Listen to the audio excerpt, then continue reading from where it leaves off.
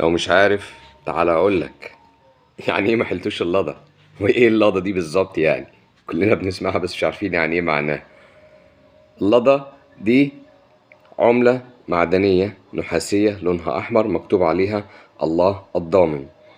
صنعها المسلمين بعد الفتح الاسلامي لمصر بفترة، كانت بتوزع من قبل بيت المال على الفقراء والمحتاجين، بحيث ان هم يروحوا يقضوا بيها احتياجاتهم من الطعام وكده من الأسواق ومن التجار. كان التجار بيجمع العملة ديت يروح يبدلها من بيت المال، وكان تقريبا قيمتها أقل من الدرهم.